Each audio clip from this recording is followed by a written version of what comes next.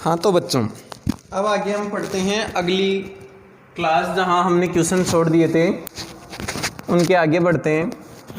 अगला जो हमारा क्वेश्चन है वो है अभाज्य गुणनखंड विधि के द्वारा निम्नलिखित संख्याओं के वर्गमूल ज्ञात करो। अभाज्य गुणनखंड विधि से वर्गमूल ज्ञात करो, ये प्रश्न है। क्वेश्चन नंबर 4 है इस प्रश्नावली का, 6.3 का चौथा प्रश्न है। अभाज्य गुणनखंड विधि से निम्नलिखित के वर्गमूल ज्ञात करो। तो एक प्रश्न जैसे लेते हैं हम, इसका 729 लेते हैं। 729 का वर्गमूल या अंडर रूट ज्ञात करना है आपको। तो कैसे ज्ञात करेंगे? अभाज्य गुणनखंड विधि इस प्रकार से टुकड़ा बना लेंगे, यहाँ लिखेंगे 729 को लिख दिया।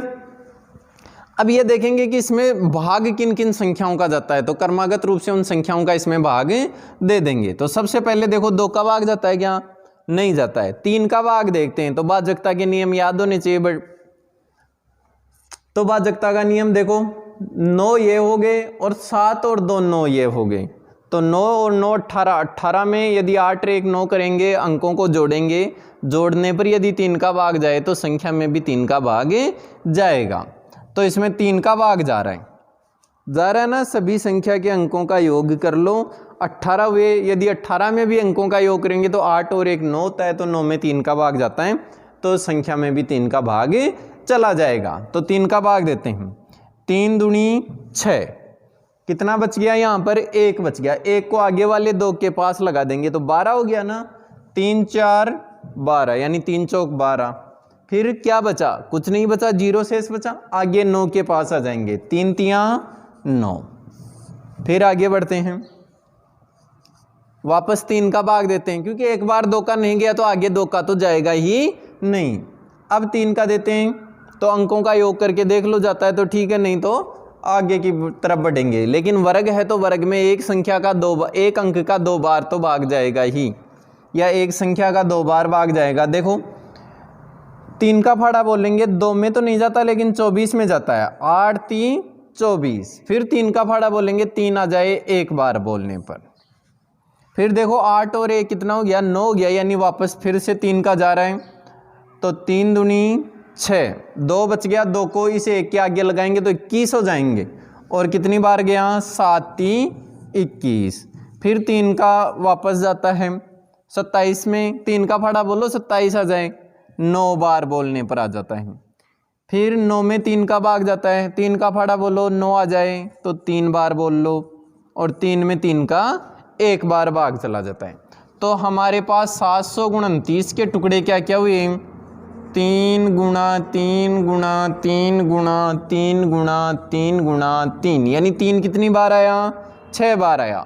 वर्गमूल ज्ञात करना है ना, तो इधर भी लगा देते हैं वर्गमूल का निशान, वर्गमूल या अंडर रूट। और इधर भी तो यही संख्या है तो इनके भी लगा देंगे। समान संख्याओं के, तो ये तो पूरी समान है लेकिन 2-2 के जोड़े बनाने हैं, और उनमें से एक एक बाहर ले लेंगे। तो 1 3 इनमें से ले लिया, 1 3 इनमें से ले लिया, और 1 3 इनमें से ले लिया। अब एक एक लेंगे तब ये अंडर रूट नहीं रहेगा, ये हट जाएगा। तो 3 तियां 9 और 9 3 27। 3 को 3 से गुणा किया 9, और 9 को 3 से गुणा किया तो 27। तो 27 को 27 से गुणा करते हैं तो कितना आता है? 729। मतलब 27 का वर्ग तो 729 है, और 729 का वर्गमूल कितना है? 27 है। तो याद रह जाएगा। चलो एक प्रश्न और ले लेते हैं इसका, और बाकी फिर आपको करने पड़ेंगे। यह अभाज्य गुणनखंड विधि थी, 6वीं क्लास से हम पढ़ रहे हैं। हो सकता है 5वीं में भी इसका कोई क्वेश्चन हो वर्गमूल का। अब देखो इसमें अगला क्वेश्चन हम एक बड़ा सा बता देता हूं, क्योंकि बच्चों के कई बार ये होता है कि भाई बड़ा क्वेश्चन नहीं बताया, बड़ा हमें दे दिया। तो 5929 का 5929 का वर्गमूल देखेंगे हम। देखते हैं, यह अभाज्य गुणनखंड विधि का तरीका। यहाँ लिख देंगे 5929। देखो देखिए 2 का तो जाता ही नहीं है क्योंकि विषम संख्या के रूप में है 9 यहाँ पर। जोड़ लो अंकों को। चलो इस 9 में भी जा रहा है, इस 9 में भी जा रहा है, यहाँ पर 5 और 2 है, तो 5 और 2 कितना होता है? 7 ही होता है। तो 9 9 18 और 18 19 20 और 5 25 हुए।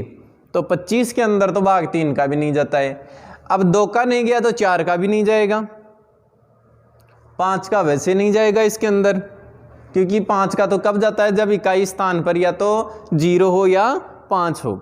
यदि 2 और 3 का नहीं गया तो 6 का भी नहीं जाएगा। अब आते हैं 7, तो देख लेते हैं एक बार कि 7 का भाग जाता है क्या। 5929 है, 7 का भाग देते हैं। 7 7 49, 7 8 56, यानी 7 8 56। साधारण तरीके से ऐसे ही पढ़ते हैं, 7 8 56, 7 8 56। कितना बच गया? 3 बच गया, 2 लगा दिए। 7 21, 7 4 28, कितना बच गया? 4 और 9 49 में चला जाता है ना।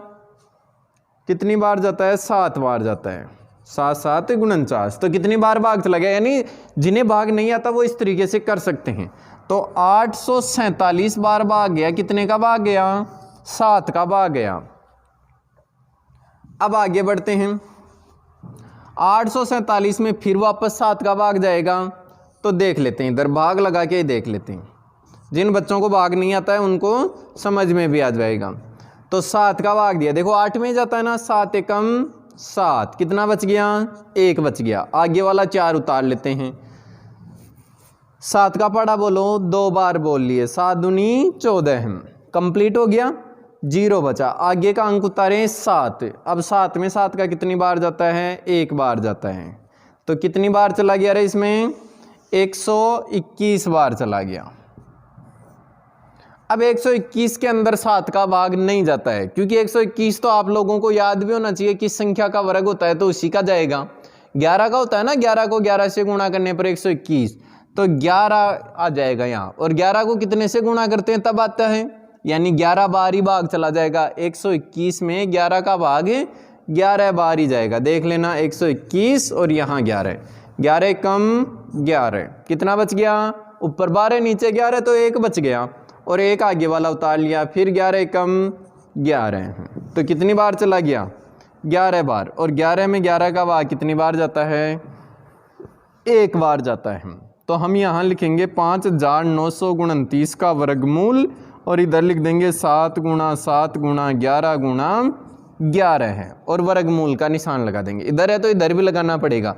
अब आगे हट जाएगा, क्योंकि पूरा नहीं लिखेंगे हम, 2 जोड़ों में से एक संख्या उतारेंगे। तो ये 7 7 के 2 जो बन गया एक जोड़ा, और ये 11 का एक जोड़ा बन गया। तो इनमें से एक 7 ले लेंगे और इनमें से एक 11 ले लेंगे। तो 11 7 कितना हो गया? 77। तो 77 को 77 से गुणा करने पर 5929 आता है, और 5929 का वर्गमूल करने पर 77 आता है। ठीक है ना? वर्ग और वर्गमूल एक दूसरे के विपरीत हैं। यह आपका प्रश्न हो गया कंप्लीट। अब मैं HW के प्रश्न दे देता हूं इसमें।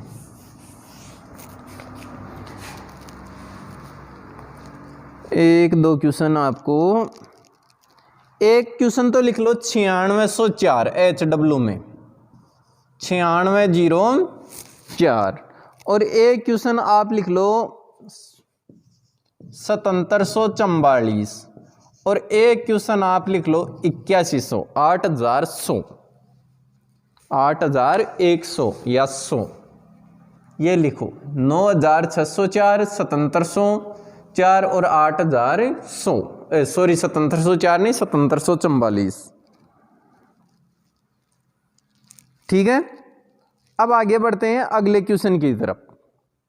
अगले क्वेश्चन में आपको जितनी भी संख्याएं हैं वो पूर्ण वर्ग नहीं दे रखी हैं। ये जो संख्याएं ये पूर्ण वर्ग हैं, कोई भी जोड़ा अधूरा नहीं रहता है, सबके कंप्लीट जोड़े बन जाते हैं आपस में।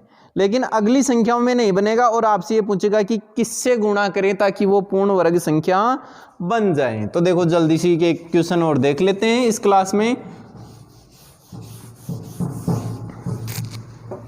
प्रश्न क्या होगा? पूर्ण वर्ग संख्या बनाने के लिए, पूर्ण वर्ग संख्या बनाने के लिए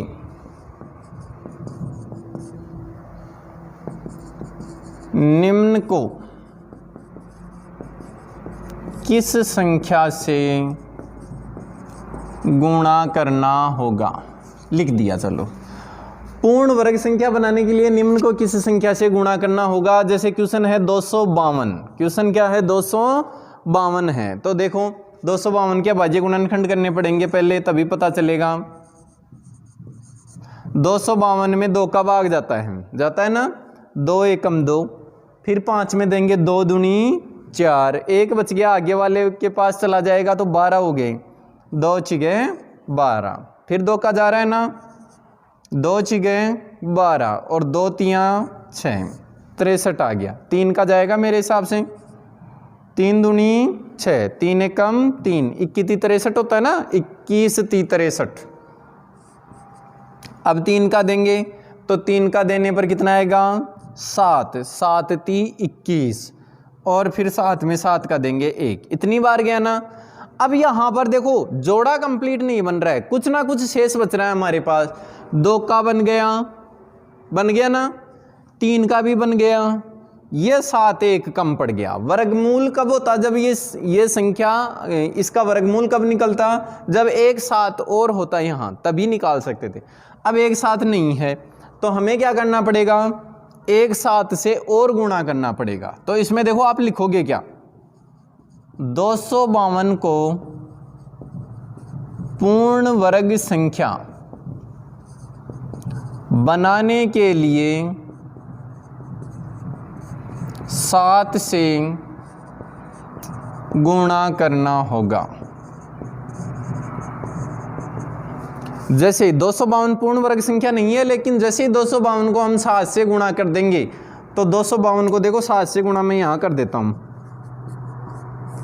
7 दूनी 14, 1 बच गया, 7 पंजे 35 और 1 36 का 6, 3 आ गया, और 7 दूनी 14 और 3 17, 14 और 3 17, 7 दूनी 14, 7 पंजे 35, 1 36 और 7 दूनी 14, 15 16 17, 17 हो गया।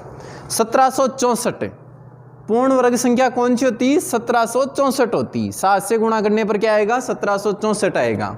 तो आप लोग याद रखोगे इस चीज को किस प्रकार से करना है, दी गई संख्याओं के सभी के अभाज्य गुणनखंड करने हैं इस प्रकार से। और अभाज्य गुणनखंड किसी का भी पूरा नहीं होगा, इस प्रश्न की संख्याओं का किसी ना किसी में एक जोड़ा कम पड़ेगा और उसी एक जोड़े से आपको गुणा करना होगा। अब एक ही और चीज बता देता हूं मैं इसमें, मान लो हालांकि संभावना कम है लेकिन आ जाए, ये उदाहरण हालांकि गलत है इस प्रकार से यदि कर रहे हैं, लेकिन बता रहा हूं आपको समझाने के तौर पर। 2 के 2 बार आ जाता है, यानी एक जोड़ा कंप्लीट बन गया। 3 देखो एक ही बार आता और 7 एक ही बार आता, यानी न तो 3 2 बार होता न 7 2 बार होता। तो आप इसको कितने से गुणा करते हैं, 3 गुणा 7, यानी एक तो हमें 3 और चाहिए था, एक हमें 7 और चाहिए था। तो 3 को 7 से गुणा करने पर 7 कितना होता है 21। तो यहाँ पर क्या लिखते हैं, 252 को पूर्ण वर्ग संख्या बनाने के लिए 21 से गुणा करना होगा। हालांकि 252 नहीं होगा, ये तो मैंने ऐसे उदाहरण के तौर पर आप लोगों को बताया है, ठीक है ना। तो इसके 1-2 उदाहरण आप लोगों को करने हैं, या मैं बताऊं एक उदाहरण और आपको। एक उदाहरण मैं ले लेता हूं 1458 का, 1458, 1458। 2 का भाग देंगे, जाता है ना 2 का भाग, इसमें 7 बार चला गया, यहाँ पर 2 बार चला गया, 1 बच गया, तो 9, 9 दूनी 18। अब इसके अंदर देखो कितने का जाएगा, 2 का तो नहीं जाएगा, 3 का जाएगा, क्योंकि 7 और 2 9 और ये भी 9 9 9 18 हो गया, 18 में 3 का ही जाता है। 3 दूनी 6, 1 बच गया, 12 हो गए, 3 चौक 12 या 3 4 12, और फिर 3 तियाँ 9, 243 बार चला गया। फिर इसमें 3 का भाग चला जाएगा, 8 3 24 और 3 एकम 3, फिर 3 का भाग दे देंगे इसमें, 27 3 81, फिर 3 का भाग दे देंगे, 9 बार चला जाएगा, 9 3 27 होते हैं ना, फिर 3 का भाग 9 में 3 बार, और फिर 3 में 3 का 1 बार। देखो ये 3 भी कंप्लीट है, ये 3 भी कंप्लीट है, ये 3 भी कंप्लीट है। क्या नहीं आ रहा? एक बार 2 और नहीं आ रहा इसमें।